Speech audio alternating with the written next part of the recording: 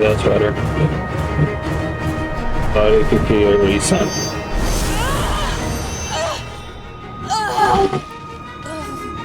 You can't fight me and the poison.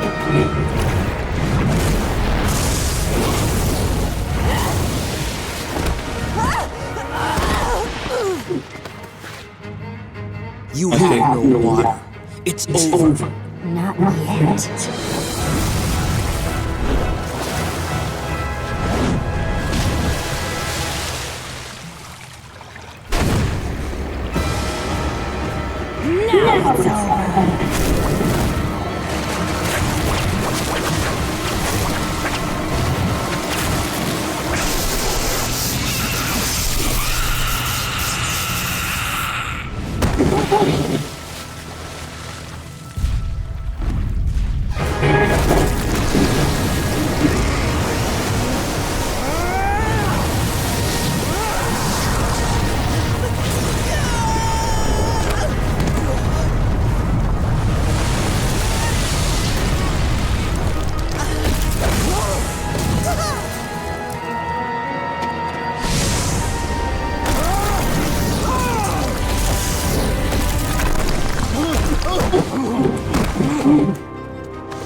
Give up, Kazan! You can't win! I'm never going back to prison. If I'm going down today, you're coming with me!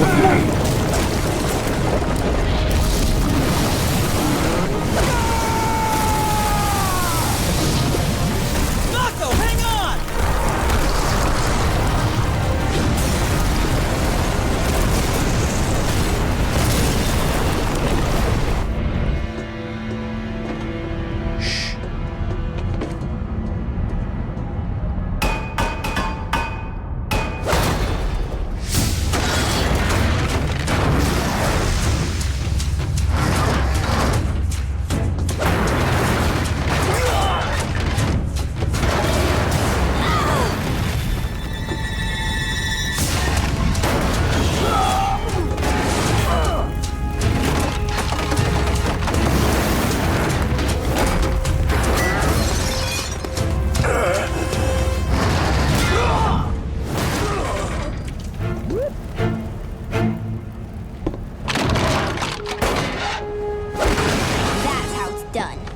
Good work, Toph. Time to take control of the ship. Take the wheel. That's a great idea. Let the blind girl steer the giant airship.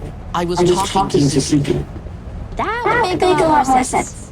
What are we gonna do about the rest of the crew? Take us down closer to the wall. I've got an idea.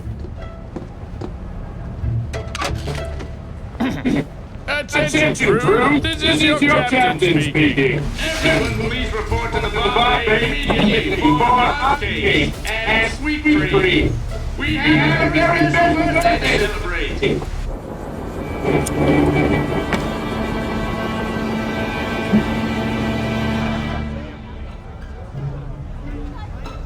Hey, I'm Quinn Lee. I work on communications. Oh, hi. I work down engine. That's probably why we haven't met before. Big airship show. Yep. So, you know whose birthday it is? I can't believe you can't remember my birthday! He really does care!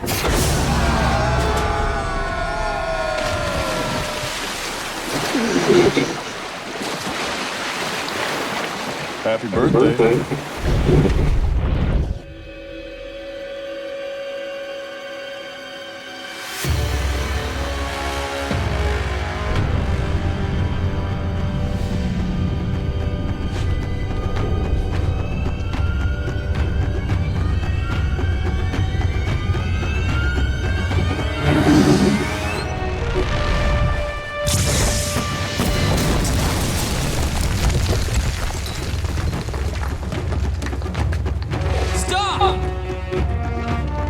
You hunting the Avatar anymore.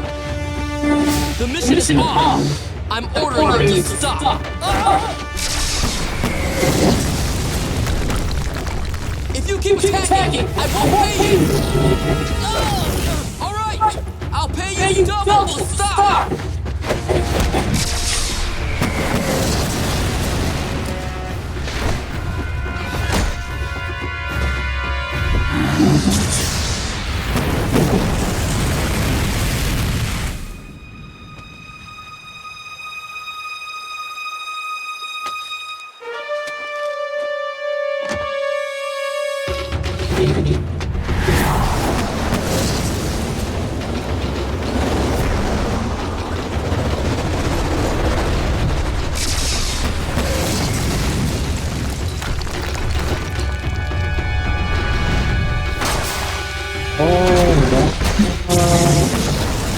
이거 오늘 때문에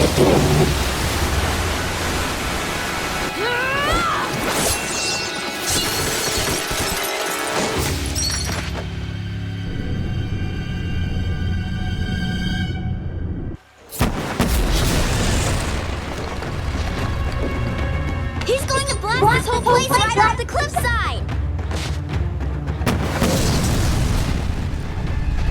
I can't step out to waterbed now without getting blown up. And I can't get a good angle on him from down here. I know how to get an angle on it.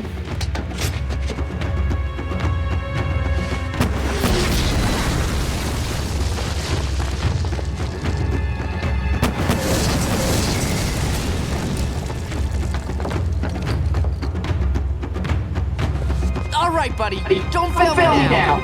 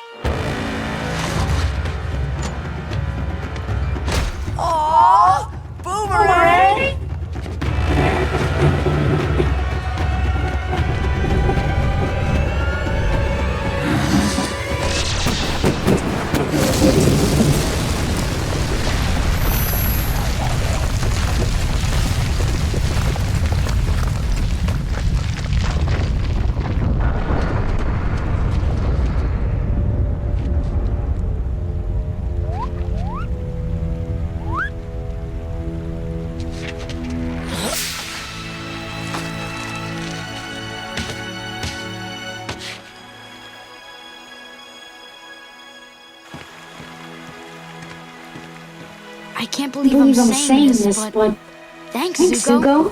Hey, what about me? I did the boomerang thing. Listen, I know I didn't explain myself very well yesterday. I've been through a lot in the past few years, and it's been hard. But I'm realizing that I had to go through all those things to learn the truth. I thought I had lost my honor, and that somehow my father could return it to me. But I know now that no one can give you your honor. It's something you earn for yourself by choosing to do what's right. All I want now is to play my part in ending this war. And I know my destiny is to help restore balance to the world.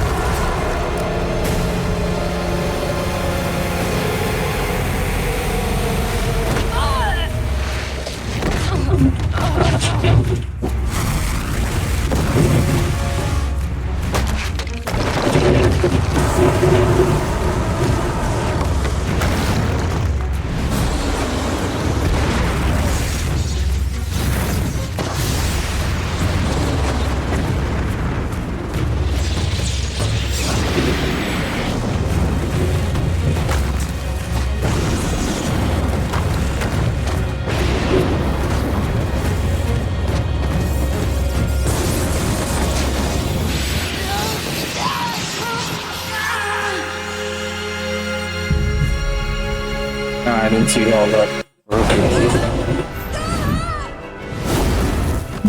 let's go. Hey.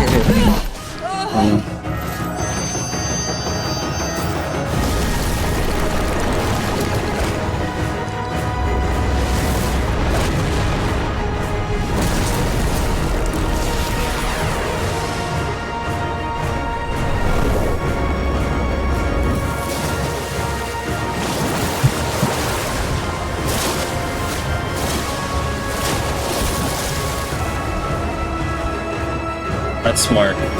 Oh, that's insane accuracy too.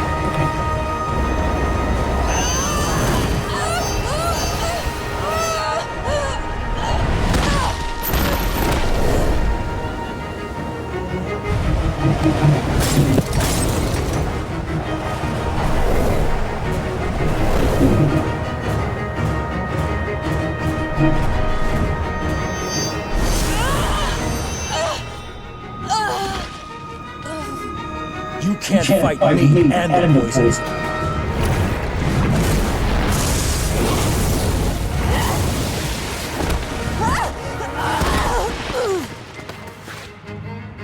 You have no water. It's over. Not yet.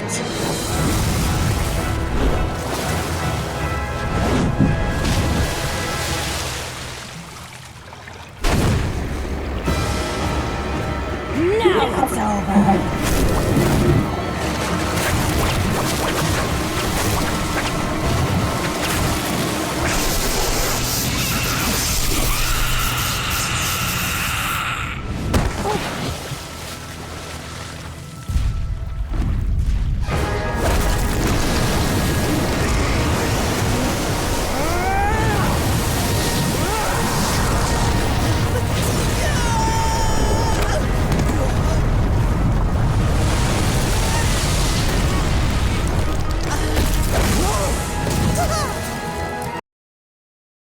One second.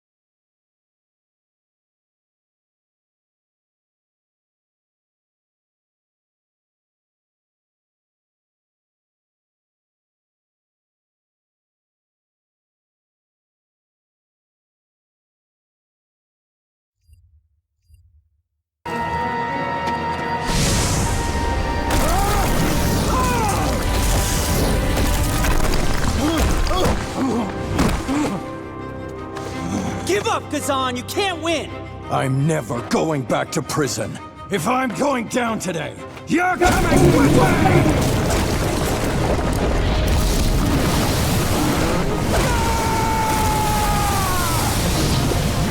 Mako, hang on!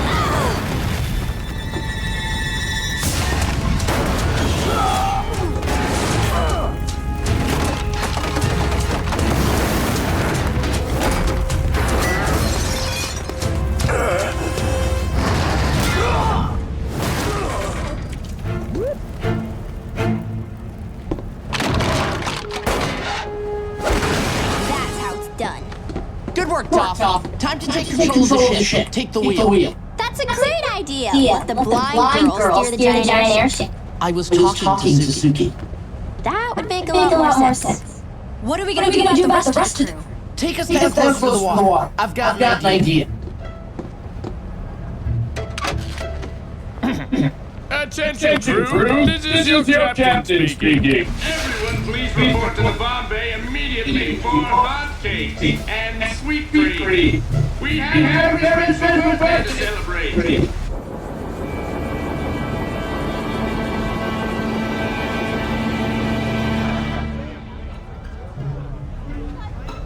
Hey, I'm Quinn Lee. I work on communications.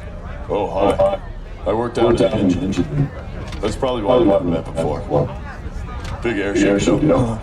Yep. So, do you know whose birthday it is? I can't believe the captain remembered my birthday! He really does care!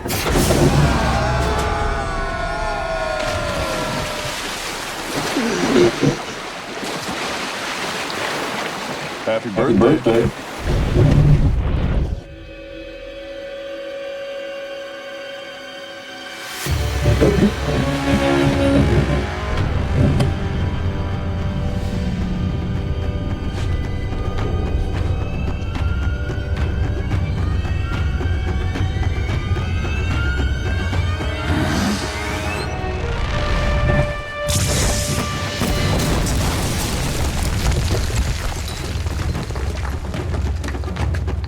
Stop!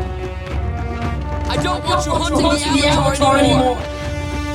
The mission is off. I'm ordering you to stop.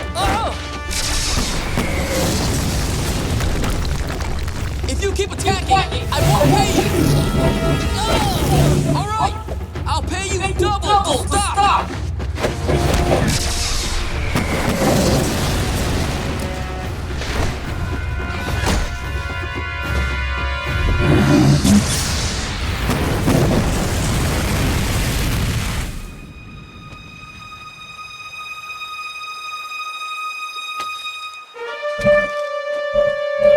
I'm forewarning about this, huh?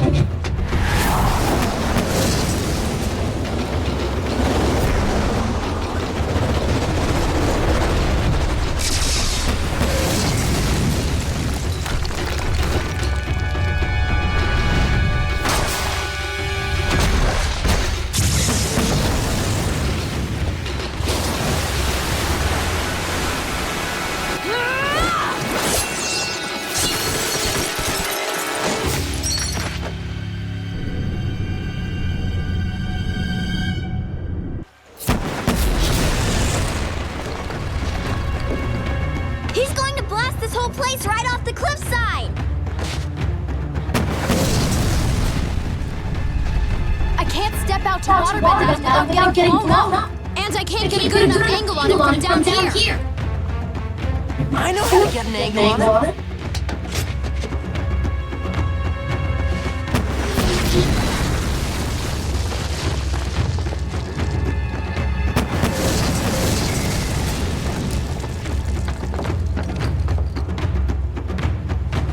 All right, buddy. Don't fail me now.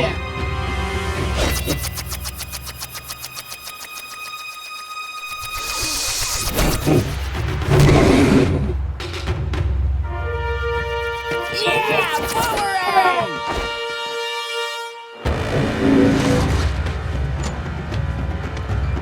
Aww, boomerang!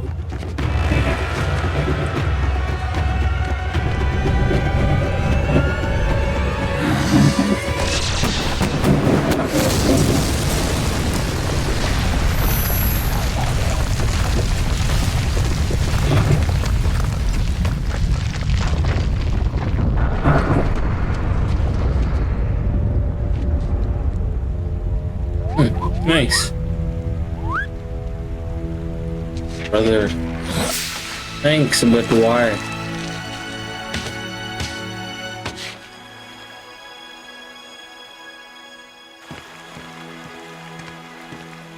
I can't believe I'm saying this, but thanks, Zuko. Hey, what about me? I did the boomerang thing. Listen, Nah. I know I didn't explain myself very well yesterday. I've been through a lot in the past few years. I actually don't have a But Pokemon. I'm realizing that I had to go through all those things to learn the truth. I thought I had lost my honor, and that somehow my father could return it to me. But I know now that no one can give you your honor. It's something you earn for yourself by choosing to do what's right. All I want now is to play my part in ending this war. And I know my destiny is to help restore balance to the world.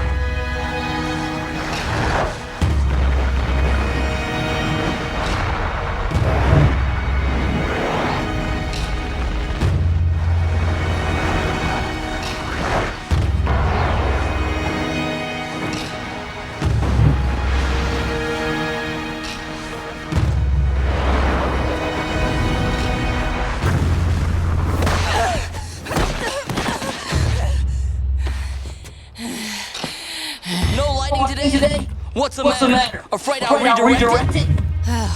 I'll show you lightning.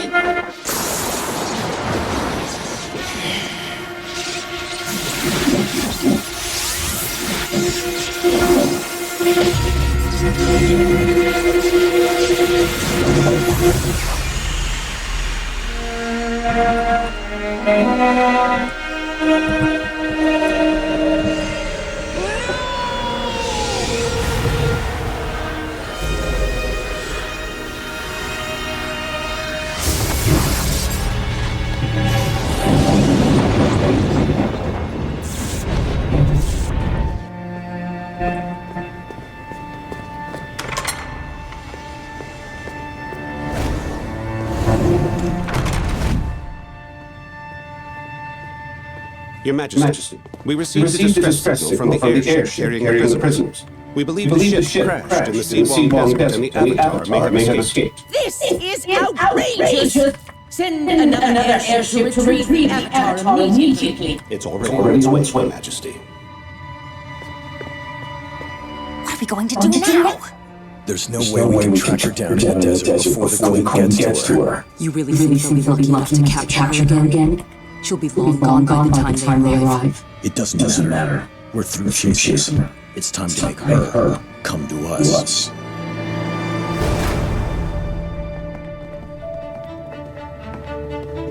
What is this riff-raff doing in my throne room unannounced? Apologies, Your Majesty, but I couldn't help overhearing that the Avatar will be joining us today. The Avatar is still in my custody. However, eavesdropping on royal conversations will land you in a cell right next to those boys you brought I in. wanted that. I should have gotten the Graveler. I was such an idiot. Freedom. You'll tell me where the Airbenders are right now. That wasn't intended. I will not bend words with bounty hunters. Seize these hoodlums and throw them into prison until they decide to show proper respect for the crown. I mean, I may as well catch it better than nothing. I was being nice, bruh.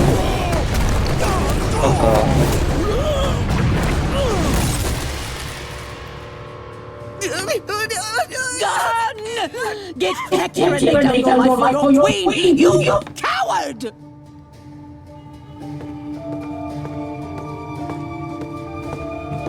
You wouldn't dare attack a queen!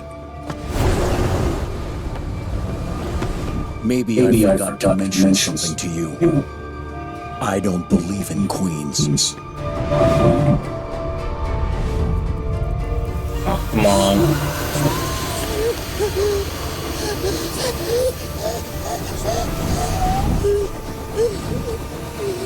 How much money is being spent? Something that you can give or take on a whim. But to your people, freedom is just as essential as air. And without it, there is no life. There is only darkness.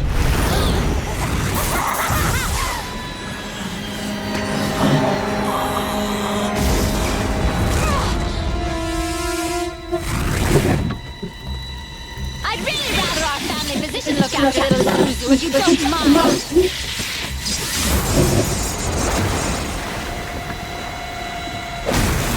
How has nothing evolved so far, bro? Oh no, my bad. Zuzu, you don't look so good.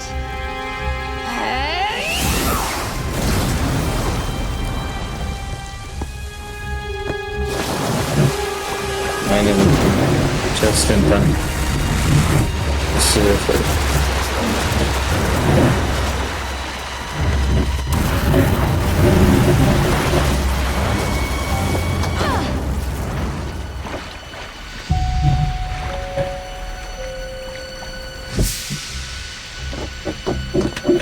There you are, filthy peasant.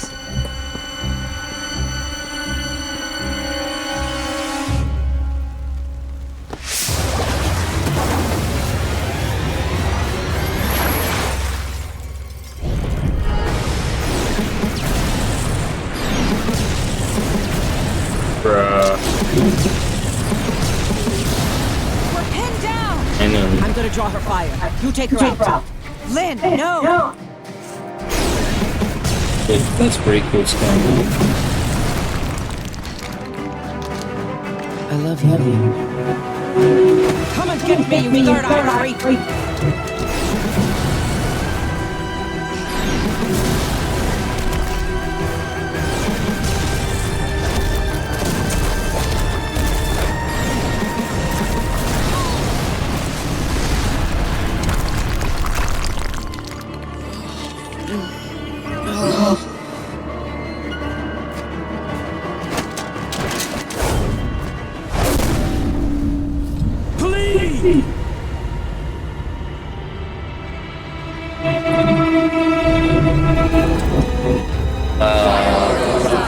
You and your forefathers have devastated the balance of this world, and now you shall pay the ultimate price!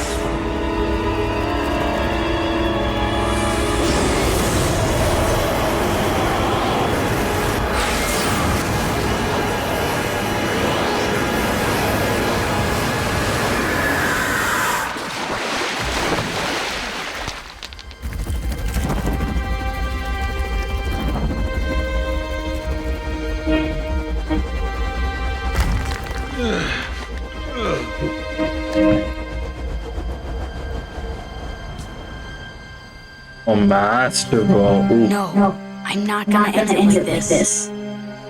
Even with all the power in the world, you are still weak. Come on.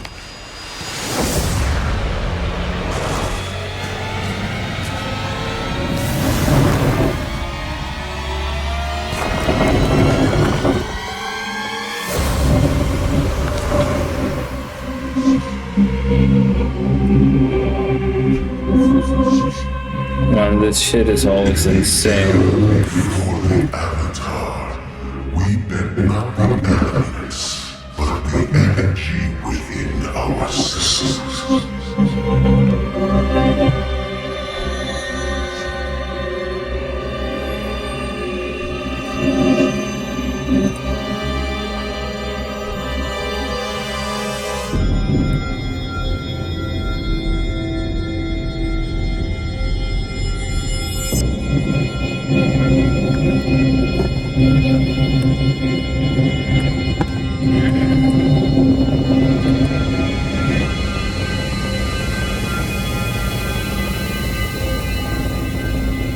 Scene clutch.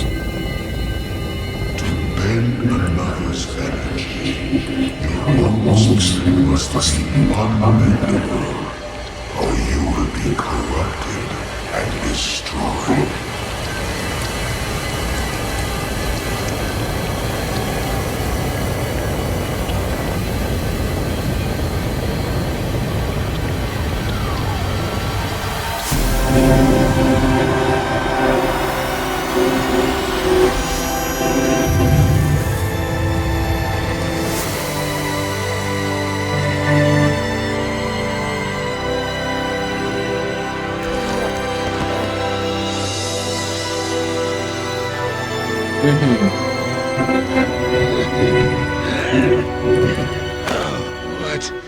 What did you do to me? I took away your firebending. You can't use it to hurt or threaten anyone else ever again. You're kidding. I'm out of PP.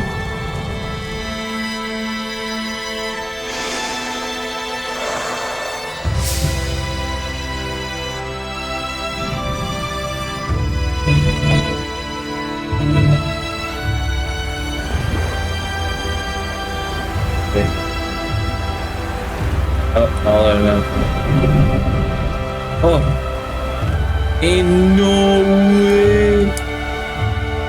Ultimate clutch.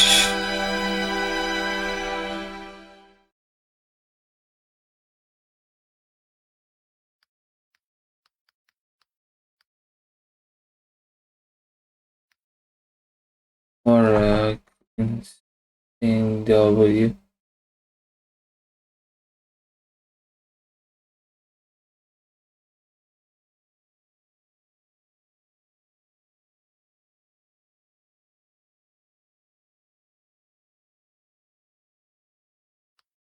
I'm just soaking in the moment. That was an insane one. It was truly ridiculous.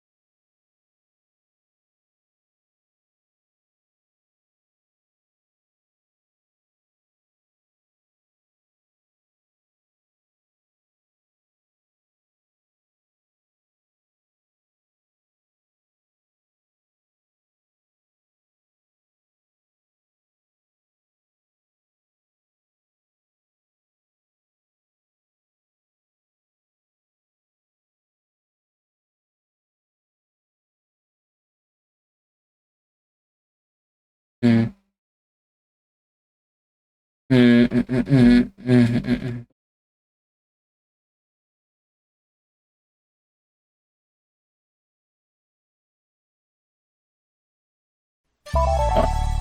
Have you ever seen this logo? You probably have. It's not exactly unknown by any means. Most people have seen a computer with this logo on it before. Either in real life or in media. You can see this logo appear in James Bond, in some anime. In the social network, Mark Zuckerberg has a laptop with this logo. And even more recently, I've seen it plastered over all sorts of Frutiger era and Y2K edits. I think most people know that whoever these guys are, they make computer. Never mind.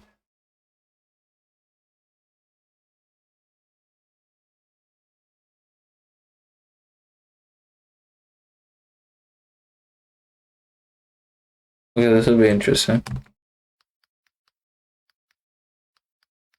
Hi, I'm Sean Evans, and this is my last meal.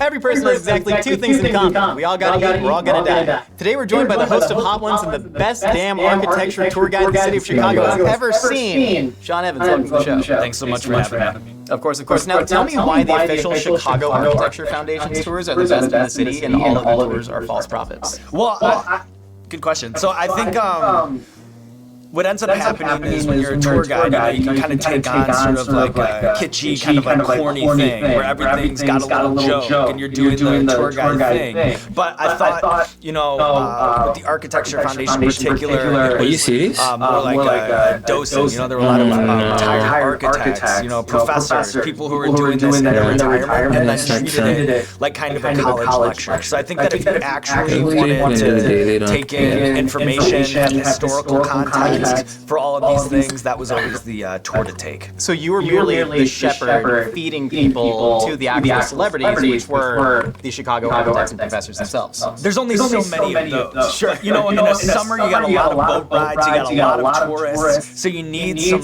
true just farm animal donkeys out there. And then college kids in the summer were a great place to find those kinds of donkeys. And I was just one of those donkeys. So showing up at 8 a.m., leaving at 8 p.m., doing 5-6 tours all summer long, getting a nice tan, meeting a lot of people, and talking about buildings. I mean, truly like a great training ground for what you ended up doing. 100%. I think that I wouldn't be doing what I'm doing now if it wasn't for that. And I think I credit that experience more than even the broadcast journalism degree that I have. It's just always reading people, seeing where the walls are, seeing where the peaks are, always tuning in and out. And I always took it very seriously because I just wanted to, I think, scratch that itch for an audience. And then that's where I find myself right now. Is just always trying to satiate an audience.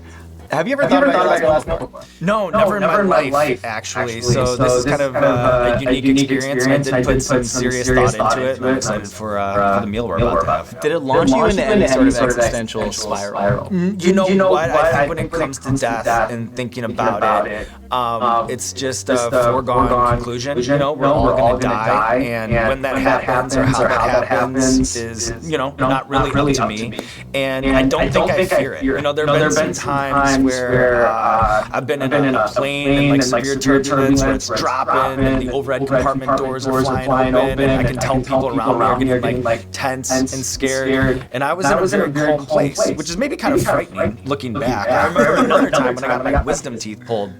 They put me under this gas, and they were like, you control it. So if you breathe in heavier, if you feel discomfort, breathe in heavier, and that'll give you, more of that numbness. And then if you're feeling a little loopy, don't breathe in as hard. And I was like, I've been around the block a couple times. I was just basically huffing this gas. I remember having that kind of seeing the light spiritual experience, my life flashing before my eyes vividly, in school musical, when I'm in the third grade, things I don't remember. I'm having vivid memories of it. And I remember thinking, oh my God, this is how I'm going to die, getting my wisdom teeth pulled. And I remember dating a girl who worked at that dentist office. She set up the appointment. And I didn't have any fear about dying whatsoever. My only thought was, poor Annie, she's going to live with the guilt of this for the rest of her life. And I'm hoping that she'll be able to, at least get that off her shoulders at some point. So that's kind of how I look at this whole thing, as terrifying as it might sound. You look terrified. No, I'm not terrified. I think that's actually really beautiful. But then, too, why are all these people doing ayahuasca ceremonies? Just go rip gas? It was a spiritual experience, for sure.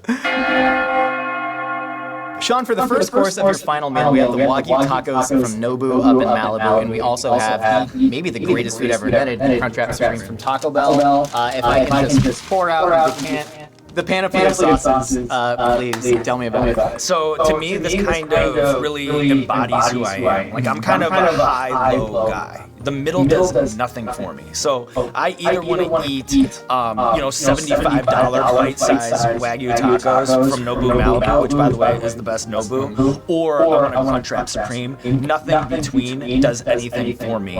And then I would like to say, for what it's worth, the hot sauce from Taco Bell is actually phenomenal hot sauce. The mild, the hot, way underrated. And would actually, like, if it were just be in a bottle or something, it would be up there as one of my favorite hot sauces.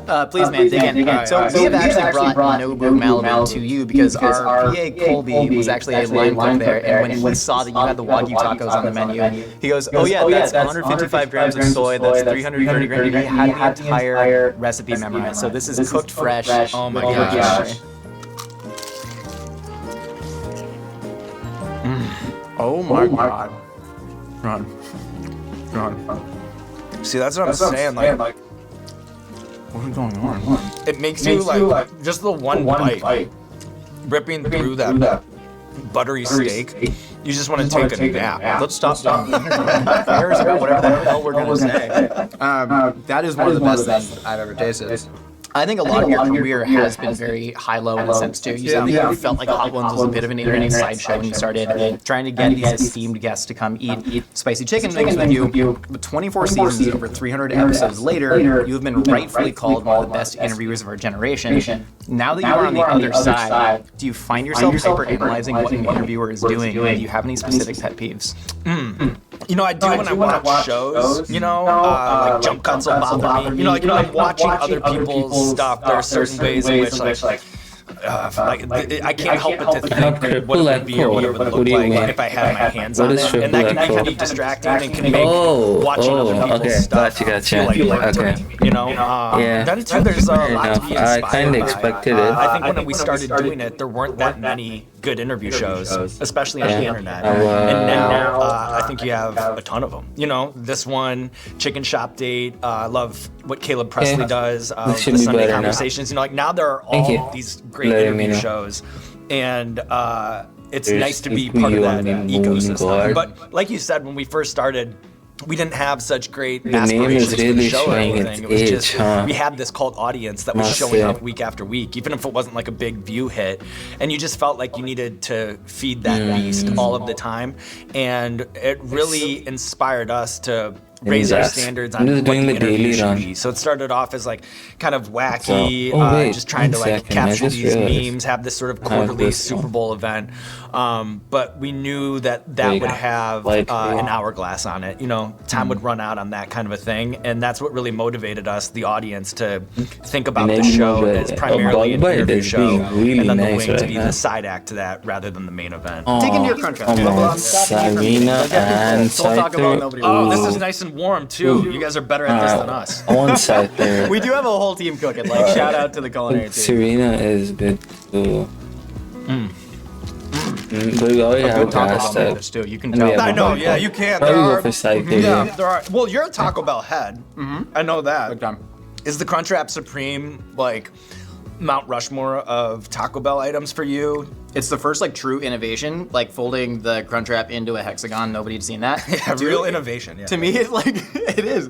It represents the first time that Taco Bell went fully post-Mexican. They didn't even try and name it a gordita, a chalupa, anything. There's Crunchwrap Supreme. Who knows? So game recognized game in the Crunchwrap department.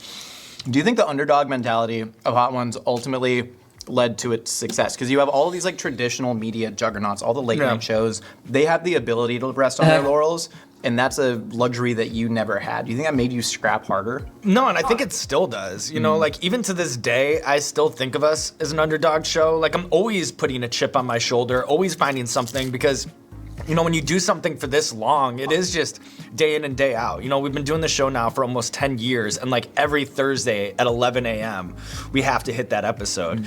And I'm not crying for myself or anything, but that's a grind, that is a grind. So the thing that can keep me motivated is, you know, like just never really finding used a message that I hope pisses he you off, doesn't you know, to like like it. keep you going, or just finding that thing. And I always feel like I look for those things to fuel me.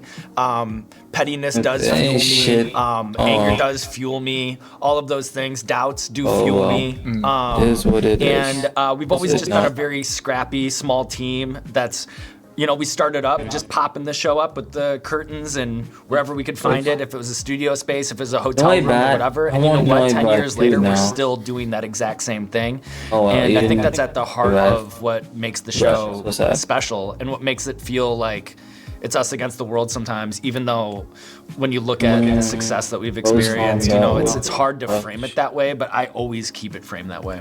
That answer is actually a little surprising to me because you come off as such a cool customer, right? In every single interview, you seem this is gonna super work, careful Max? about what you're saying. Max? Everything seems You super got there? plotted. Okay, yeah, it Everything didn't work. seems like it's very calculated. Yeah. But like, Yep, it I seems know, like there it's is a swap, little yeah. bit of kind of secret rage baseline underneath the current Yeah. that's driving you towards that. Do you think that's like healthy ultimately, or it's just whatever gets the job done? Eh. I think it's It's whatever gets easier. the job done, and you know, it's a little bit like a duck looks graceful on the pond, you know, That's but a underneath the feet are sick- going like this. He's literally doing that.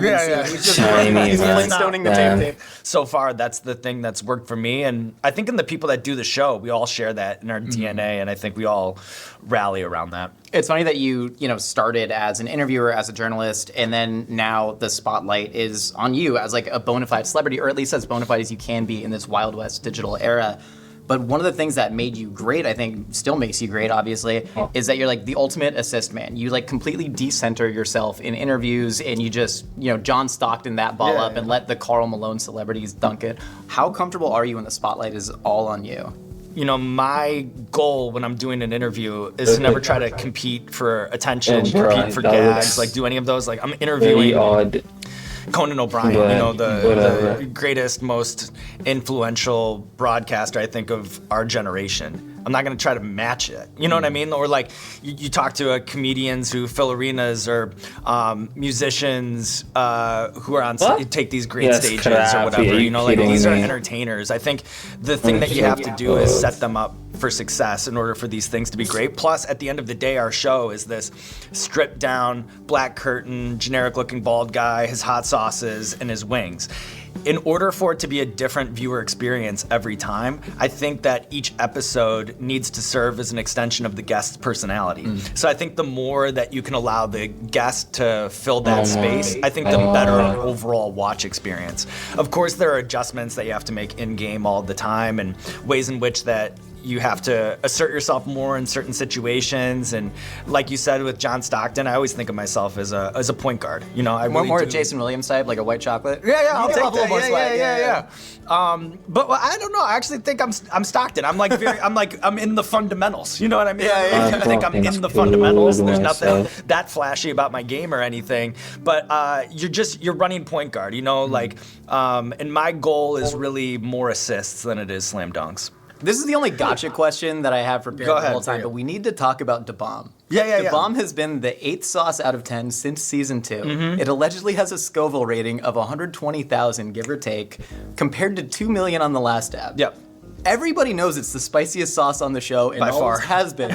Will you go on record and say that the Scoville scale is complete malarkey, Sean? Well, I do think that's true. You know, like there's, you know, we order it by the Scoville scale, but that really doesn't factor in the way some of these sauces hit you. You know what I mean? Like we've had 5s on the show that I think hit harder than the 9s, and 6s that hit harder than the 9s, and things like that as it goes on and on. All these peppers, all these sauces, they're all gonna hit you differently. And with that sauce in particular, it uses like even to the listed ingredient in it is a habanero. You know what I mean? Okay. That's not Not bad. scorpion pepper. That's not a Carolina Reaper. That's not Pepper X. You know what I mean? That's not any of these peppers. The extract So is it's literally just- pepper spray, right? Exactly. It's So it's pure just like this pure concentration, you know, of this flavor, and it Oh, makes it not let's go. only What so a perfect potent and timing. uncomfortable, but also I kind just of got rid disgusting of a Golbat to and I eat. got a shiny. And you know, we've made the move to natural sauces throughout the lineup, and there has been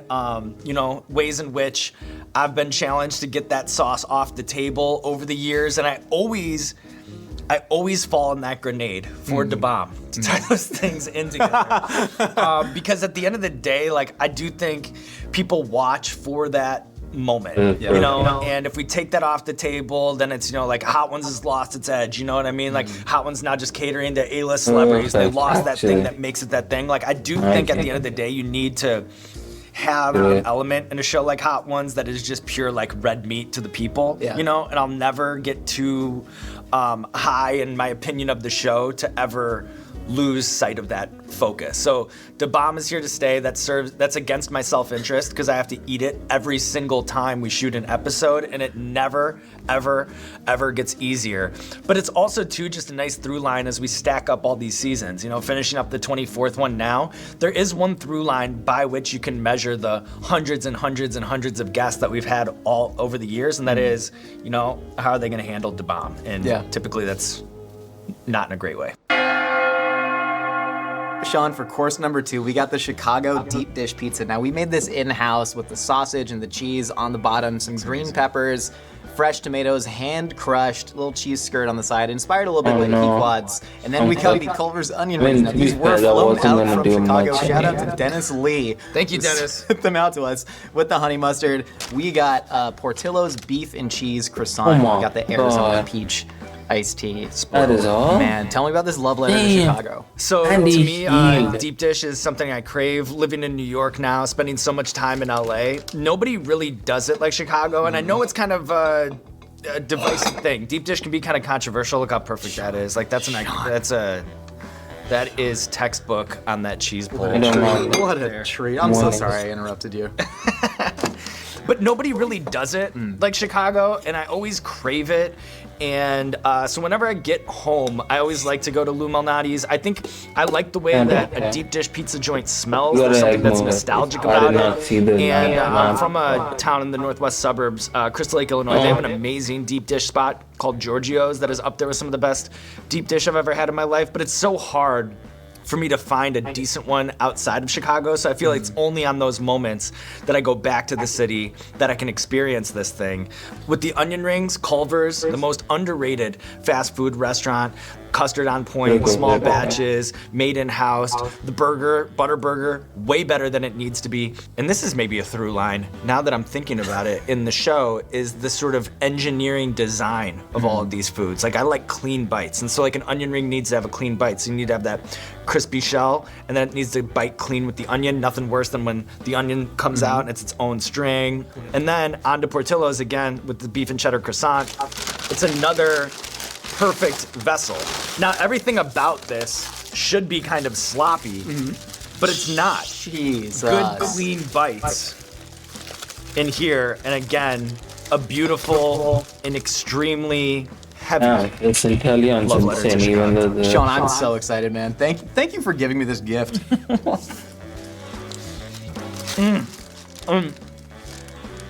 What? You can get this on a croissant? I didn't know that existed. That's what I'm saying. And like, you know, the croissant is used as this collaborative partner in all these different ways, right? You get like the cronut, like, you know, like croissant is always entering the world, and they make these like bizarre collaborations. So when it comes to the bastardization of the croissant, to me, the beef and cheddar croissant from Portillo's is the best version of that. I've never had Culver's whatsoever.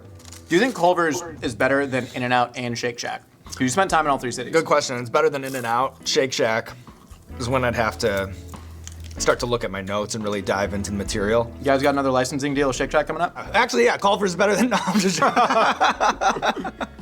But, no, to me, it's like, it's just both are spots where I think there's a bar for fast food, and when places jump that bar and they just become kind of better than they need to be, that to me is the Cupid's arrow into my food heart. So Culver's checks that box me, but also Shake Shack, you know, like that smash burger has like no business being that good and that consistent. It's like the wins above replacement for fast food. Unreal. And then like, look at this. See, that's like a clean break. So that's what you want.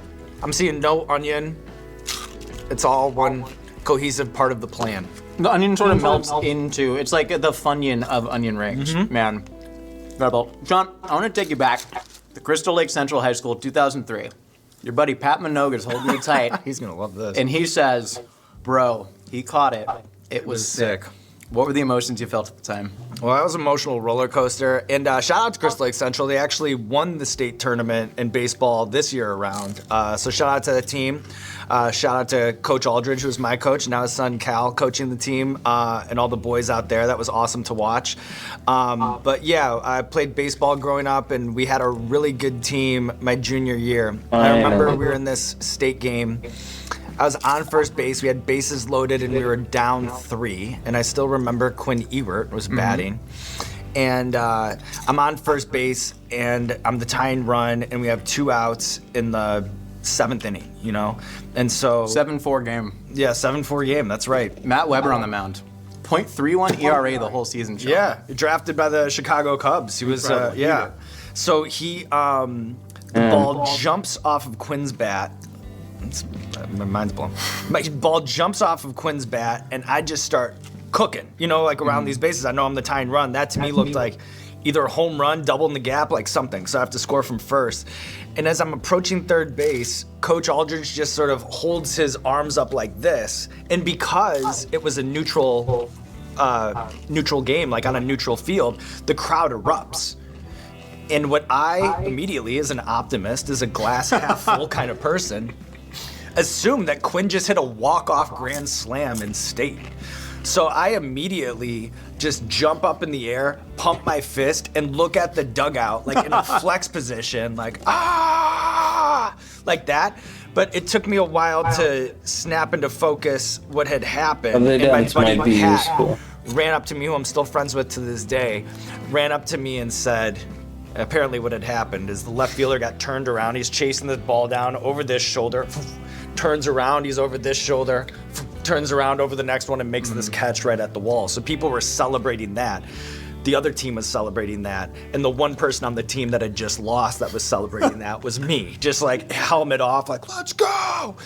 And my buddy Pat, he grabbed me, put me in a bear hug, looked at me and just said, bro, he caught it. It was sick. Just like that. And it was sick. He's like, dude, he caught it. It was sick, like that. The outfielder's name was Sean Thom, and he's currently a sleep dentist in St. Louis. Shout out to all the sleep dentists out there. You got dental anxiety? How did you figure... Public libraries are great resources, man. They'll pull a lot of newspaper archives for you. That's good. That's incredible. Back then, incredible. In high school... That's incredible. One, thank you. And also, I want to ask, so many celebrities have told you have incredible questions. Which celebrity... I don't think I've ever done what you just did. We had to, come on, you were coming on the show, we had to do it. But who has that compliment meant the most from? Every time, you know, it's like a good vibe, because I think at the end of the day, what we're doing here is kind of a trust exercise. Like everything we're doing here is bizarre. You know, I think we've met before, but like this is our, let's say we haven't, which is usually the case when you're interviewing someone. It's like you're meeting for the first time. You have to create this energy, this rhythm, this rapport with a guest. But at the end of the day, it's ultimately a trust exercise, especially too because you're doing it in this bizarre context of 1, 2, 3, 4 cameras on us. It's going to be on a show, all of those things. So it's like when you see the shoulders drop, when you see someone relax into the format, especially one like ours where we're asking you to eat these scorching hot chicken wings one after another, that's always a good thing because you're like, oh, I have them now. You know, when you get that compliment from other talk show hosts, I think it's probably when it hits the hardest, you know, to hear that from Conan O'Brien, who is like an icon of mine, you know, like you remember all of those moments. So when you hear it from someone who does what you do, then I think that's when it hits the hardest, at least for me, you know what I mean? Because also too, they don't have to hand that out. They don't have to hand out that compliment. And it is ultimately a vulnerable position. It is kind of this like tennis match back and forth. Like you've talked about getting celebrities out of eat your pizza. You've talked about getting celebrities out of their like PR driven flight paths. Yes, that's what a lot of this is, right? You're promoting a film, you know, you're promoting whatever. But your job is to get something good and actually create a human moment. Your mom passed away a couple months before that baseball season. Yeah. When you were a junior in high school after a battle with non-Hodgkin's lymphoma. Yeah. That's a really tough age to lose a parent because you don't know who you are yet as a person. Yeah. How did that experience at that time ultimately affect the adult that you grew up to be? When someone's battling, when a family member, your mom, is battling cancer, it's something that you deal with long before they pass away. You know, she'd been sick basically my whole life, and you go through this roller coaster of, chemotherapy and then recession. And like when you're a kid thinking like it's over and everything's better now. And then only for it to return like to Groundhog Day, like over and over and over and over again. It's just this nightmare that never stops, and then you can't, and you feel so much for the person who's going through this because they're suffering through all of that. And then, like when you're a teenager, then you feel the guilt about all the times that I was like kind of a dick to my mom, like all of those things. And even like the guilt to this day sometimes. Like I remember the last conversation we ever had was her being like, I was a junior in high school, as you mentioned. She's like, what college do you think you'll go to? I thought it was just like my mom like badgering me about what school I'm going to, and I'm like, Mom, I don't know yet. She's like, well, like, where are you leaning? Like, if you had to put like one in the pole position, I'm like, I don't know yet, like that, and I always think about that. She knew she was going, and she just like wanted the answer to that question before she went, and then like, she went to the University of Illinois, and I went to the University of Illinois, and I always think about like, she would be so happy to have learned that information. I never got a chance to give it to her, because I really didn't know, but I think about that all the time. But I think like anything, it makes you grow up really fast. I had a younger brother, and I had my dad who was, losing the love of his life at the time. So I feel like that almost forced me in that moment to try to be like the strongest out of all of us at that time. And I'm not sure I would be. I'm not like claiming that position in anything, but just always try to remember her and think about her and the ways that she shaped me, I think where you get that sort of like Midwest niceness, with the secret rage boiling under I'm the underdog, nobody believes. That's really her, and I always try to like ask my dad. I was like, well, like, what do you think I gleaned from her? Like, what do you think? And he's like, your freakish work ethic like came from her, like all of those things. So that's how I try to think about her right now, is the things that she gave me, and then she would be like so blown away by like everything that's happened, since that time. I'm curious about your dad after your mom's passing, because you said that you would watch Letterman all the time with your dad when you were a kid. You used to make him pause the VHS recording to explain jokes to you. And you said about Hot Ones is ultimately just you trying to make your dad laugh like Letterman did. How was your dad through that grieving process, and did you think of yourself as that emotional anchor? He was, I think, the best dad when he needed to be the best dad, and that was like the time when he needed to be the best dad, and he was the best dad. I tell him that every Father's Day. So he was a judge for the Illinois Human Rights Commission. Yeah. And he also passed the first ever decision holding cancer as a disability that you can't discriminate against in Illinois. Do you think any of that was really? I just learned that from you telling me that. Really? Yeah, he won the Diversity and Leadership Award from the Illinois State Bar Association. You should call him up and congratulate him on that. Mountain Destiny Testers and my Come on. You know what, Josh, I'll call him and send him the same question back and see how he responds to that, because I'm learning that about him for the first time. And it's funny because like being raised by a judge is kind of an interest. People naturally are like interested. Like, was he strict? Was it impossible to get away with anything? And when I look back on it, like, no. Like, I think he was like so like in his like courtroom and like doing his thing, that he was like very content to just like come home and get his ass kicked by his kids. You know what I mean? Like, he never brought that home. Well, yeah, text your dad, man. We'll see what's up. Well, I'll text him. I'll let him know. Sean, for course number 3, we have simply stuffed peppers. Yes. Per your specificity, stuffed peppers. And then we have spaghetti al limone, made with lemon zest, fresh lemon juice, a little bit of lemon rind shaved on top, black pepper, parm, super simple. Can I dish you up? Spaghetti limone, to me, it's just like, it's what makes Italian food so great, and its simplicity. You know what I mean? You just have a couple ingredients here, and this looks nice and creamy, and it's got some freshness to it, but one of my favorite pasta dishes. And then, as is sort of a theme throughout this, is I'm a nostalgic person, what can I say? But to me, the stuffed pepper is just kind of like such a Midwest staple, especially for latchkey kids like myself. You know, like There's you no talk about point in my upbringing, it's very money. often the case where it's like, you know, there's $40 by the phone, there's stuffed peppers, oven-ready stuffed peppers in the fridge. You know what I mean? Like, take care of yourselves for the weekend kind of situation.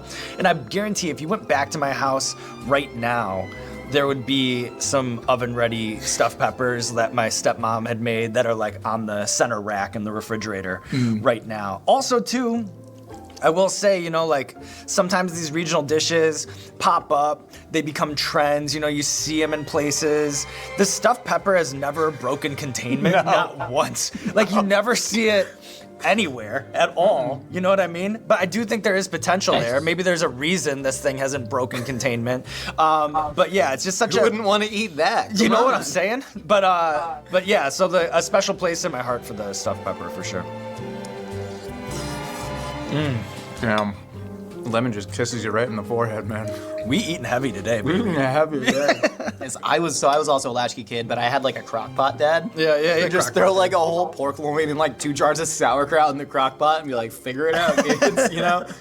John, we have a recurring segment on this show called Explain That Screenshot from an Unlisted 2007 YouTube Video. Can you explain this screenshot from an unlisted 2007 YouTube video? This might be, I'm gonna place the year at like 2007 or 2008. This would be at the University of Illinois, probably out of the broadcasting program. And they put that up on YouTube. I'm gonna have to Completely unlisted. Do not ask how. Make a call to the chancellor. Do not ask how we got it. There's 229 views, 0 comments. Do you remember what you were talking about? Yeah, yet. Do you remember what you were talking about? I have absolutely no idea, but I remember a thing that they used to do is on every Friday, if you were part of the broadcast journalism program, what you would do is they would do a live broadcast that was on cable access, public access television. UI 7 News, your U of I news source. Good evening, I'm Sean Evans. And they were always such a disaster. Like, I hope they're not actually, like, up, you know what I mean? Like, every single one of these shows would just be a total disaster. Like, you'd have to do a live shot, like go to commercial. You come back from commercial early, like the 2 anchors are talking to each other and like startled looking at the camera, trying to catch where the prompter is. Weather was always a mess for everyone because you rocked the weather, man. I did love weather. They say that beauty's in the eye of the beholder. So if you like cool winds and rain, well, the next couple days should be beautiful for you. But, you know, because you're on green screen and the monitors are all opposite. So those things are always a disaster. So I imagine that this is from that somehow. It sure was, Sean. In this video, you said, the internet juggernaut YouTube is becoming an important method of exposure. It's the World Wide Web, the latest tool in the quest for fame, exposure, and success. You predicted your own career in 2007. Could you ever have imagined that from this fledgling little website called YouTube.com, and you at the University of Illinois Champaign would have an oracle eye in which I'd look into my own future through the crystal ball of this whole thing? 125 million views on Gordon Ramsay eating hot ones, indeed. No, the dreams that have crystallized were not in this kid's head. If I were buying stock on this kid, you know, like, this is not where my money would go. No, in this kid's head's But who's laughing now? I'm on last meals. You have obviously used YouTube as a massive platform, but Hot Ones ultimately was kind of this Hail Mary to save the First We Feast brand, which was a James Beard award-winning food blog. Where you started, by the way, a little deep dive on you. I remember you were freelancing. The turntables. You know, you're freelancing with First We Feast, right? And the video thing starts to pop up. I would imagine you at the time, given where you are now, were probably hungry for some on-camera action. Absolutely not. Nothing. Because I was dumb and you were smart. And there was something happening called the pivot to video. Yes, the great pivot to video. And you and I had both worked in print journalism. I know you studied broadcast journalism, but you and I both worked with so many talented storytellers who would have lost their jobs to this Wild West of digital video. Does any part of you have survivor's guilt, or were you like, I adapted at the right time, I grew gills during the Ice Age or whatever? No guilt whatsoever. I ate a lot of damn chicken wings to get here. You know, a lot of super spicy chicken wings to get here, and I'm not going to apologize for it. So it's always that thing where the Rubik's Cube has to like just naturally solve itself in order for you to even just have a chance at success. And then you're able to gain these different skills and sharpen things and focus things and kind of become, you know, what the show is now, what we are now, but it took all of that time, all that experimentation. It seems like damn near every YouTuber I've talked to, including myself, is driven somewhat to madness in one way or another by the algorithm, by the comments, by constantly having to not only feed the beast, but then adjust what the beast wants to eat at this time. And oh God, the beast doesn't like it now. And oh God, did the beast hate me? You said that there was a point where you didn't want to pick up your phone because you'd just ridden that wave into a dark place. Do you think having a healthy amount of fatalistic detachment has actually kept you sane and successful during this process? Yes, like when an episode comes out, that night I like to look through them and like just see what the feedback is. And I think that that's important. But you know, when people say like the nicest things, you can't take that seriously. When people say the meanest things, you can't take that seriously. Like it's all in this filter. And I think the thing though that's kept me sane is just really enjoying the process of research. All right, I'm gonna walk a mile in someone else's shoes. I'm gonna try to figure out what I find interesting about this person, write this run of show based on just the natural intellectual curiosity that I have about this guest, try to execute against, you know, my instincts, the sort of armchair psychology that you do. They sit down in the thing, try to execute. Hopefully this goes as good as I hope it'll go. And oftentimes it goes better than I thought it would go, you know, and just stay on that and then edit it, publish it, and then just repeat the process over and over again. And I'm not jaded by that process. Like I just like that day in and day out. And as long as I stay true to that sort of one step after the other, like North Star of things, then whatever, it all lines into place. And that's the only thing that's fueled me this far. And so in some ways you just have to feel like, yes, the feedback is important, but on some level I think, you know, you're always making the best out. You know, you actually have to make decisions. It's not like I can just pull guests out of a hat and like make these exactly. You know, you have to actually live the thing. But also too, I think you have to kind of know what people want more than they know what they want. Same with like a chef. You have to like know what's gonna make this dish hit more than this person can even explain what they're looking for. You know, I think that's the thing. So that's what I try to stay true to, and I think that's what's kept me sane. Sean, you said you wanted s'mores for dessert, but we don't like to do anything normal around here, so we got your classic honey-made Jet Puff Hershey's combination. But if you want, you can go the bougie route. We got vanilla marshmallows from Bottega Louie, we got some fair trade honey grams, and then we also, just in case, I know you're a full, well-rounded human and don't only eat spice, but we did make ghost pepper graham crackers, mango habanero, marshmallows, and then we got some spicy chocolates. Dig in. Amazing. All right. Well, I love the amount of customization that we can do here. And the reason, too, why I love s'mores is, you know, I'm not really a home cook. Not at all. And this, to me, is the perfect amount of involvement. You know, when putting something together. So that's why I love s'mores. But also, too, like, as much as I've made a career off of spice, I actually really am a sweet tooth at heart. So this whole time, like, we've been eating good. We've been eating real good. But I'm always looking forward to dessert. I can't remember which one the ghost pepper ones are. So we're just gonna rock it. It's just a Russian roulette situation over here. Actually, the other day, I went to this restaurant in Brooklyn called Olmsted, and you order s'mores, and they seriously have like a s'more zone in the backyard. And they put you on a couch, and they set the fire up for you. It's kind of amazing. So you're never too old. You never age out of s'mores, in my opinion. Truly. The spectacle of it, the nostalgia. You said you're a nostalgic guy. Do you want to get this honeycomb crisp chocolate?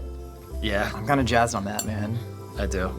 Little well-architectured bite. Hold on, gotta slide it off. Oh, I circumcised the marshmallow again. Hold on. He's Jewish. Cheers. Cheers. No. What the heck, bro? Incredible bite of food. You know, my biggest pet peeve when I go to a restaurant is when they try to fancy up a dessert. You know, when they're trying to change something, sometimes you don't need to mess with anything. Sean, you've said that interviewing is ultimately about empathy. It's about walking a mile in somebody's shoes, and that is what I intend to do right now. Sean, I am going to eat a wing covered in the last dab, and I would like to invite you to ask me any burning question that you have had. Does that sound fair? That sounds good to me. You can keep eating your s'mores too. Okay, I will. I'll finish that too. Hold on, we gotta solve the hot ones cold wing problem real quick. Oh. You guys should have this on the table. 40 on first try is not bad. How much is an appropriate amount to put on